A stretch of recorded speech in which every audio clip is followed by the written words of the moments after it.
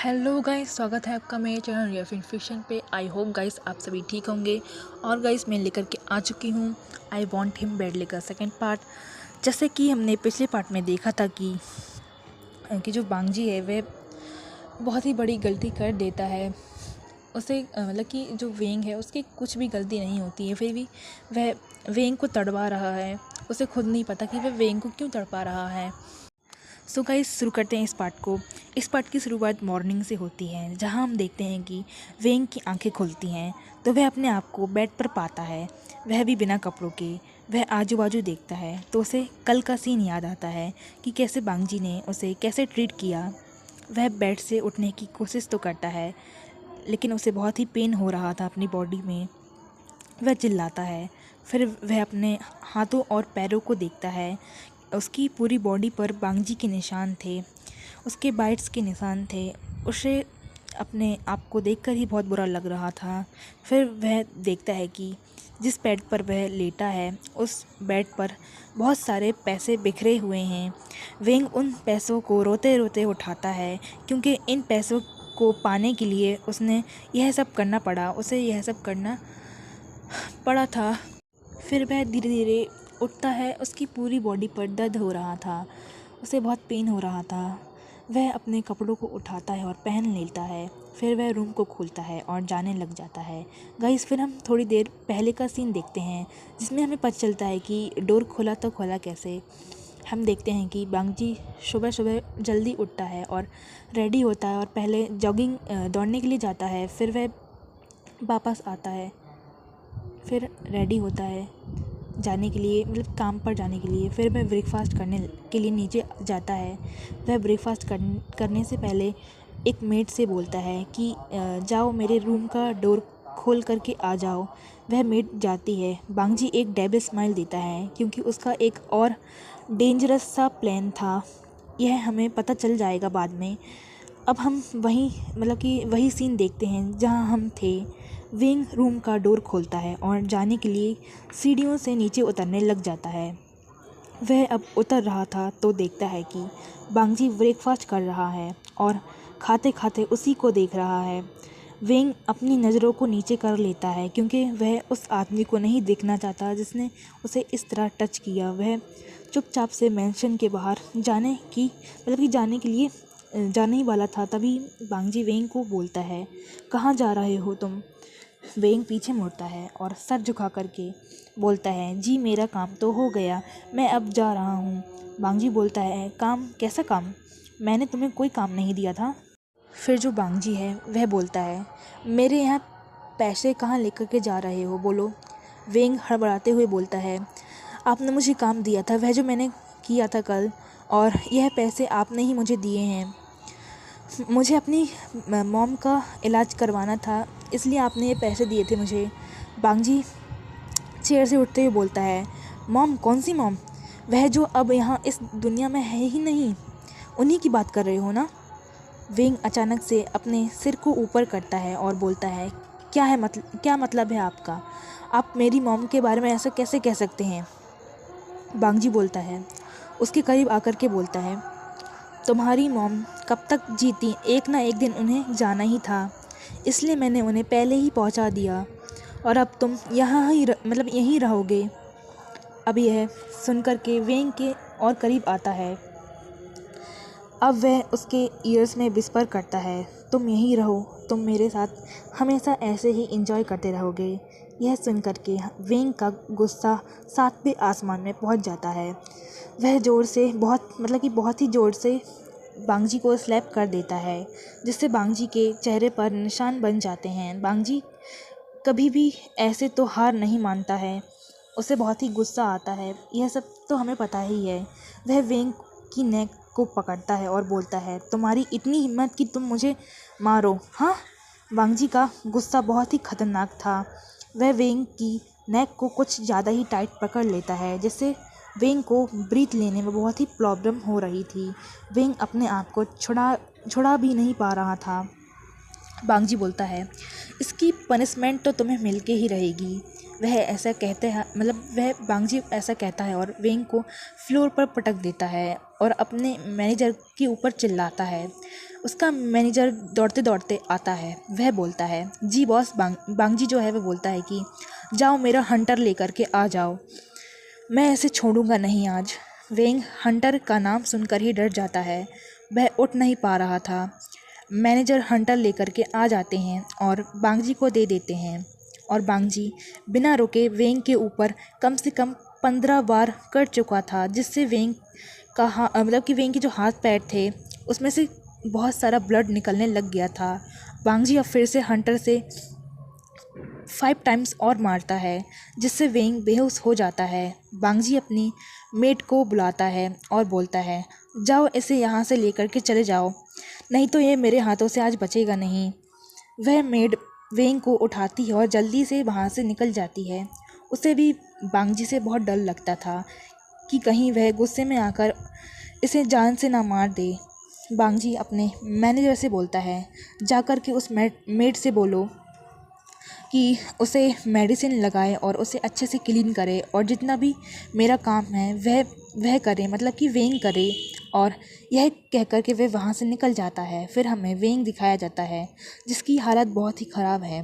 Made उसे room तक लेकर के आती है, उसे सबसे पहले क्लीन करती है और फिर मेडिसिन देती है, उसे रेडी करती है। वेंग एक शब्द भी नहीं बोल रहा था। वेंग जो है वह किसी से कुछ नहीं बोल रहा था। वह वो बोले भी तो क्या बोले, उसे सबसे बड़ी जीने की वजह उससे छीन ली गई, उसकी मॉम उससे छीन ली गई है। वह अब जी करके भी क्या करेगा, इसलिए वह अब बांगजी को अपनी बॉडी दे देगा, क्योंकि मरने से बदतर तो बांगजी के साथ रहना है। इसलिए वह अब कुछ करना भी नहीं चाहता है, उसे जीना ही नहीं है। वेंग को अब वह मेड तैयार करती है, उसे रेडी करती है और बोलती है, तुम अभी रेस्ट करो, बॉस के आने के पहले मैं तुम्हें यहाँ से ले जाऊँगी। वेंग हाँ में सर हिलाता है। फिर वह वहाँ से चली जाती है। फिर यहाँ से तो वेंग की बर्बादी शुरू हुई थी। रोज़ मेड उसे लेने आती, वेंग बांगजी का काम करता। फिर रात को बांगजी वेंग के साथ जानवरों जैसा बर्ताव करता। वेंग अब इस चीज़ की आदत हो चुकी थी उसे। उसने जीना और खुश रहना तो छोड़ ही दिया था। उसे बांगजी की कड़वी बातें सुनने की आदत हो चुकी थी। उसे अपनी मॉम की याद तो आती ही थी। वह आसमान में तारों को देख करके अपनी मॉम को याद किया करता और उनसे बातें किया करता और रोया करता। और ऐसे ही दिन बीतते गए और हमें एक सीन दिखाया जाता है जहां हम देखते हैं कि बांगजी के मेंशन पर एक कंपनी आती है। वह मीटिंग करने के लिए आई थी। वह लोग बातें कर रहे थे। बैठे बैठे वेंग सभी को कॉफ़ी दे रहा था। वह सबसे पहले अपने बॉस बांगजी को कॉफ़ी देता है। फिर वह उस कंपनी के बॉस को कॉफ़ी देता है। लेकिन वह अजीब सा था। जब से वह आया था तब से वेंग को घूर रहा था। जो हमारा वेंग है वह समझ गया था कि यह मुझे किस लिए घूर रहा है और क्यों घूर रहा है। कंपनी के बॉस का इरादा ठीक नहीं था। वेंग जल्दी से कॉफ़ी को रखता है और रख करके वहाँ से चले जाता है। वह अभी भी वेंग को जाते हुए देख रहा था। वेंग जाता है और सीधे किचन में जाकर के काम करने लग जाता है। इधर लिविंग रूम में बांगजी की मीटिंग चल रही थी। तभी कंपनी के बॉस ने कॉफ़ी शर्ट पर गिरा ली थी। वह भी जानबूझकर गिराई थी उसने। फिर वह बांगजी से बोलता है, ओह नो, मैं अभी इसे साफ़ करके आता हूँ, प्लीज़ आप मुझे बताएं कि किचन कहाँ पर है। बांगजी उसे बताता है। वह आदमी किचन पर जाता है। इधर वेंग कुछ बना रहा था। तभी उसे किसी के हाथ अपनी कमर पे फील होते हैं। वेंग को पता है कि यह बांगजी नहीं है, क्योंकि वह वेंग को प्यार से कभी भी टच नहीं करता था। वेंग पीछे मुड़ता है और मुड़ता है तो देखता है कि वह वही कंपनी का ऑनर है जो उसे घूर रहा था कुछ समय पहले। वेंग बोलता है, आप यहाँ क्या कर रहे हैं? वह बोलता है, स्वीट हार्ट, मैं तुमसे मिलने आया हूँ। मैं तुम्हें पसंद करता हूँ और मैं तुम्हें बांगजी से कह करके यहाँ से लेकर के चले जाऊँगा। वेंग अपने आप को छुड़ाता है और बोलता है, छोड़ो मुझे, मैं अभी चिल्लाऊँगा तो तुम्हें मेरे बॉस नहीं छोड़ेंगे। वह आदमी बोलता है, नहीं डरता मैं तुम्हारे बॉस से और तुमसे, समझे? और वह आदमी वेंग को बॉल पर पुश करता है और किस करने की कोशिश करता है। वेंग उसे किस करने नहीं दे रहा था। वेंग चिल्लाता है तो वह आदमी उसके मुंह को दबाने लग जाता है। इधर बांगजी को यह आवाज़ सुनाई दे दी गई थी। उसे पता चल गया था कि वेंग चिल्ला रहा है। वह मीटिंग को रोकता है और सीधे किचन में जाता है। वह देखता है कि वह जो कंपनी का ऑनर है वह वेंग को किस करने की कोशिश कर रहा है और वेंग अपने आप को छुड़ाने की। जो बांगजी उसे बहुत गुस्सा आता है, वह उस आदमी को पकड़ता है और बहुत बुरी तरीके से मारने लग जाता है। बांगजी बोलता है वेंग से कि तुम अपने रूम में जाओ, लेकिन वेंग बांगजी को मतलब कि बांगजी में खो गया था। बांगजी फिर से वेंग को बोलता है तुम्हें सुनाई नहीं दिया क्या, मैंने क्या कहा, अभी के अभी अपने रूम में जाओ, समझे। वेंग जल्दी से वहाँ से चले जाता है। इधर वह मतलब कि बांगजी उस आदमी को मारते ही जा रहा था, पता ही नहीं चला। मतलब कि जिसकी आवाज़ सुन करके जो मैनेजर हैं वह आते हैं तो देखते हैं कि बांगजी ने मतलब कि बॉस ने बिना डिटर्जेंट पाउडर के, बिना सोप के उस आदमी की कैसी धुलाई की है।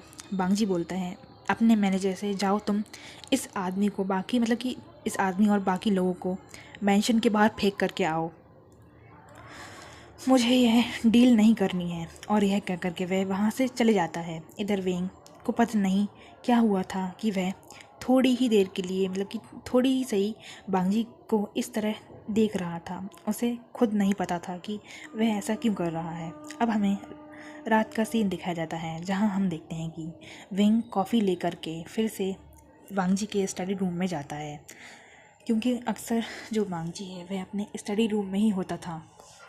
इधर जो बांगजी है वह नशे में था। उसे खुद नहीं पता था कि उसने ड्रिंक क्यों की, उसे जलन हो रही थी कि क्या हो रहा था। वेंग को कोई और ने कैसे टच किया उसे खुद नहीं पता था।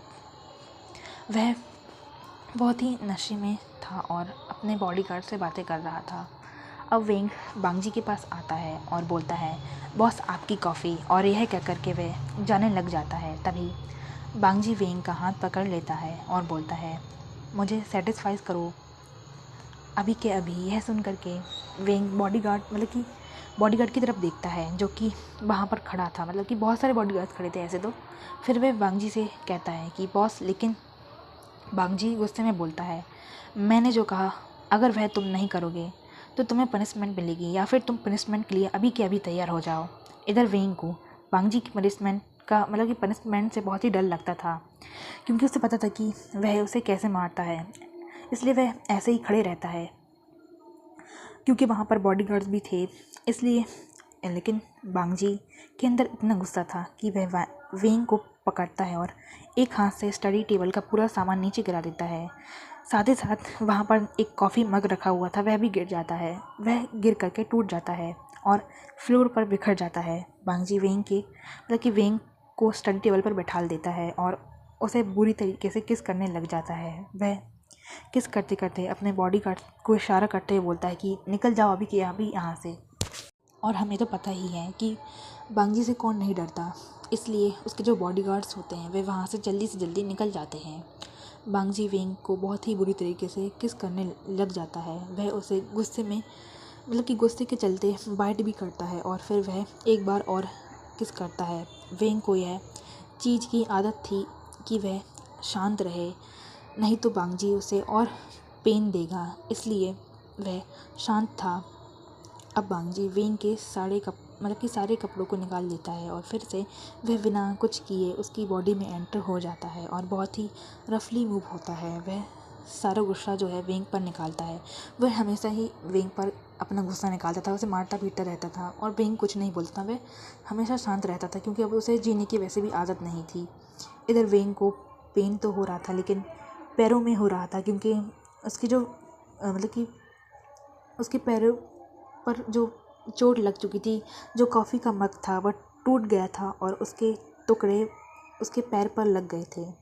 उसके पैरों से लगातार ब्लड निकल रहा था, इसलिए उसे बहुत दर्द हो रहा था। वेंग को तो पेन हो ही रहा था, लेकिन बांगजी इस बात से बेखबर था। उसे कुछ नहीं पता कि वेंग को पैरों में लगा भी है। सो गाइस, इस पार्ट को यहीं पर ख़त्म करते हैं। गाइस, मुझे पता है कि ये पार्ट बहुत ही छोटा सा है और आई होप आप लोग को ये पार्ट पसंद आया होगा और आप इस स्टोरी को एंजॉय कीजिए। काफ़ी अच्छी स्टोरी है, बाद में ये अच्छी होने वाली है। अभी थोड़ी सी ऐसी ही है लेकिन बाद में थोड़ी सी अच्छी हो जाएगी। सो गाइज़ इस स्टोरी को एंजॉय कीजिएगा। और गाइज़ मुझे पता है कि बहुत ही छोटा पार्ट है लेकिन आप टेंशन मत लीजिए, मैं एग्ज़ाम के बाद अब मेंटेन कर लूँगी। सो गाइज़ मिलते हैं नेक्स्ट पार्ट में। अच्छे प्यारे प्यारे कमेंट करते रहना। अच्छी लगी तो वीडियो लाइक भी करना। बाय गाइज़, मिलते हैं।